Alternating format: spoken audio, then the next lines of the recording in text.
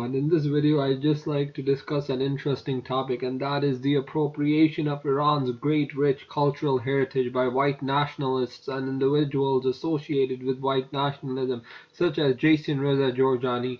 Now, Georgiani, what he has done in the past is that he has legitimized the appropriation of Iran's cultural heritage by white nationalists, but I won't really focus much on him. I just wanted to mention him just in the beginning here.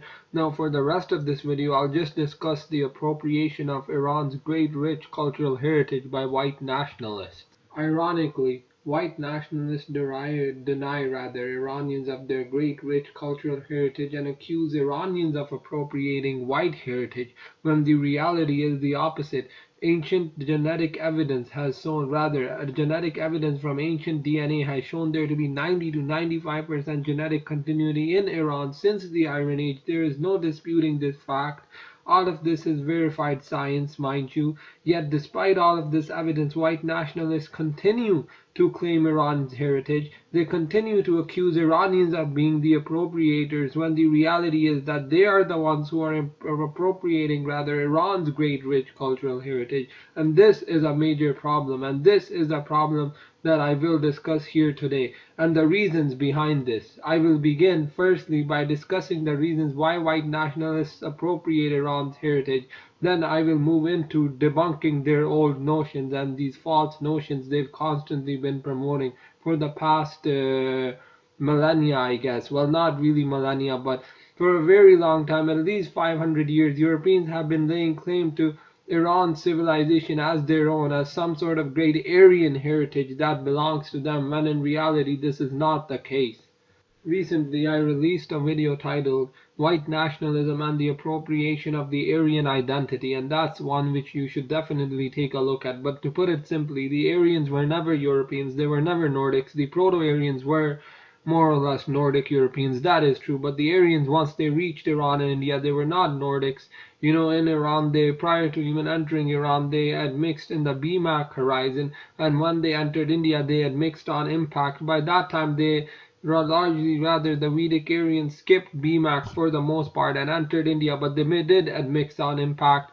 But it's still unclear whether or not there may have been some process of BMACization with the Vedic Aryans as well, though this is highly unlikely. Now I will get into the reasons why white nationalists appropriate Iran's great rich cultural heritage and Iranian civilization for themselves. The reason why white nationalists appropriate Iran's great rich cultural heritage is simple: because they see Iran as a great ancient civilization, one ripe for the taking, and they just see, oh wait a second, Aryans. They describe themselves as Aryans. Aryans were Nordic Europeans according to them, you know. And for that reason, they immediately appropriate Iranian civilization. Yes, some Iranic tribes were closer genetically to Europeans than they were to Iranians, but that's not the point. The majority of the Iranic tribes who established the Achaemenid Empire and all of Iran's history following that point, they were like modern Iranians. They were much closer to contemporary Iranians and Eastern Iranics from Afghanistan and Tajikistan as well as Pakistan than they were to Europeans, especially Nordics. In fact, the original Iranics, despite many of them may have even had blonde hair, blue eyes, but nonetheless they were not Nordics because genetically they clustered with the Yagnobes. These early Iranian pastoralists clustered with the Yagnobes, who are the descendants of the Sogdians and were genetically similar to the Sogdians. They were South Central Asians. They were not genetically Nordics or Europeans. They were a hybrid population between the Proto-Aryans and the native farmers of the BMAC culture, but obviously they cannot be considered white or European despite their fair features because of their significant Iran Neolithic farmer ancestry. That's the main point here, and that is why they were genetically closer to contemporary Iranians despite having fair features and despite having features which may resemble Europeans. Nonetheless, these early Iranics likely resembled Yagnobes, and these people are clearly not Nordics, but rather they are South Central Asians and are genetically closer to Iranians than Eastern Iranics. Furthermore, most white nationalists are either Americans or Nordicists, and this is the main crucial point here. While European nationalists rarely claim Iranian history, it's usually the Slavs who do, and even in their case, they only claim the Sarmatians, and rarely do they claim the Iranian civilizations of the plateau and of Central Asia. Nonetheless, white nationalists from America are the ones who claim Iranian civilization as their own. They are the ones who, for a very long time, have continued to claim Iranian civilization, and they are not stopping. They have continued to do this, and this is very, very unfortunate because these individuals are the ones who are responsible for all of this nonsensical LARPing that is associated with European nationalists, even though it's really not the nationalists from Europe. You know, each of them are proud of their heritage. The Greeks are proud of their heritage. The Italians are proud of their heritage. The Spanish are proud of their heritage.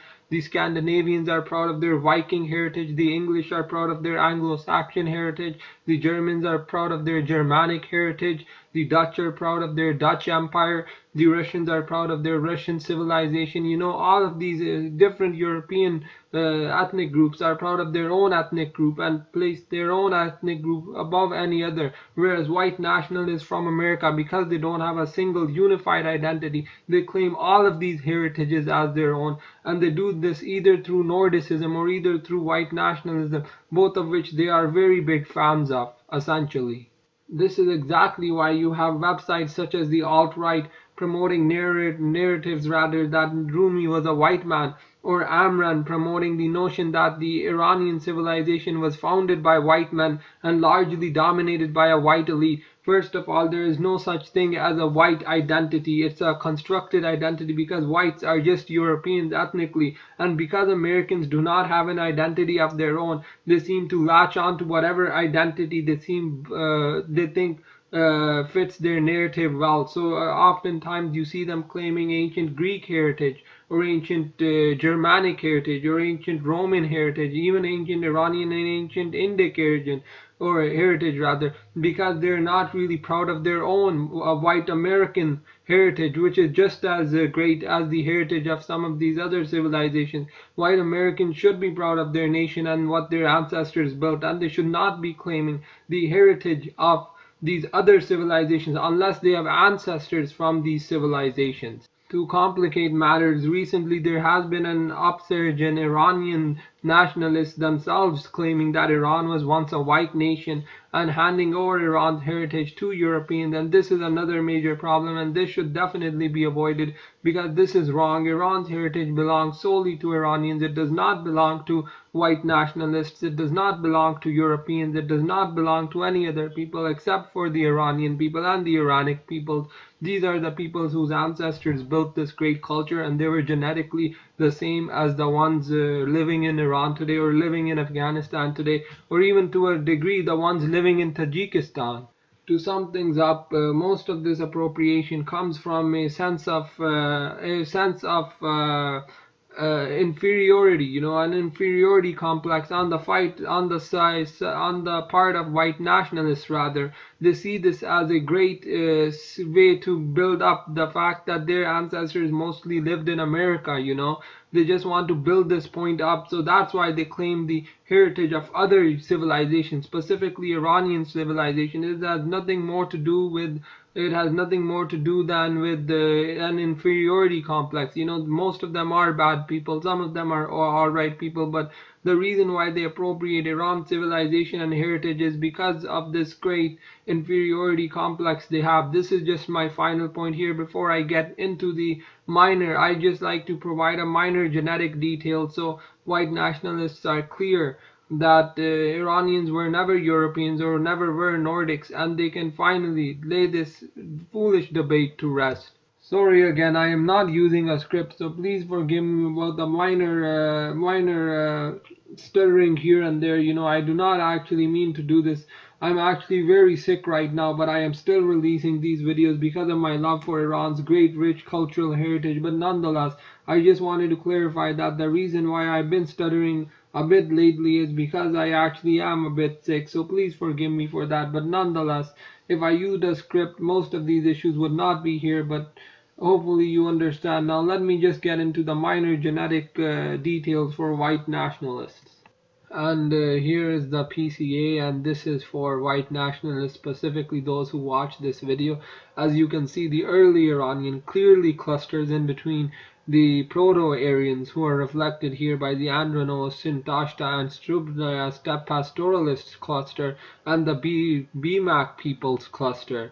And this is what the early Iranics likely resemble, this early Iranian pastoralists, and they were most similar to the contemporary Agnobis, who are closer genetically to contemporary Iranians than they are to Northern Europeans. And this is exactly where they were, and this is the population which entered Iran. So by the time they reached Iran, they were already Bmacized and mixed with the native peoples of the Bmac culture, and then they mixed a bit more on impact, but then over time they gradually mixed in with the natives. Nonetheless, contemporary Iranians still have around 25 to 40% of this early Iranian pastoralist admixture, proving that they are indeed descended from the early Iranics who entered Iran, and likely the Sassanids did resemble contemporary Iranians. The Parthians likely did resemble this early Iranian pastoralist, and the Achaemenids resembled them as well. But nonetheless, the Sassanids were the most native of these dynasties, and they were already admixed heavily with the native population. And the Sassanid period is truly the intellectual and cultural peak of ancient Persia. That is why I will say that the ancient Iranians who built the great ancient Iranian civilizations were not at all Nordics, but they were like either like modern day Yagnobis or modern day contemporary Iranians, as was the case with the Sassanids. And these are all Iranic peoples, stretching from those Tajiks all the way up to contemporary Iranians. And this is something which white nationalists should definitely keep in mind. And that's essentially it for this video. Thanks for watching, and take care. Please like, share, and subscribe, and please share this with all white nationalists who continually and rather wrongfully appropriate Iran's great civilization and culture. And I will actually say that they parasitically appropriate Iran's great rich culture and civilization because they feel that it is a great ancient civilization and they have some sort of inferiority complex. But that's it. Thanks for watching and take care.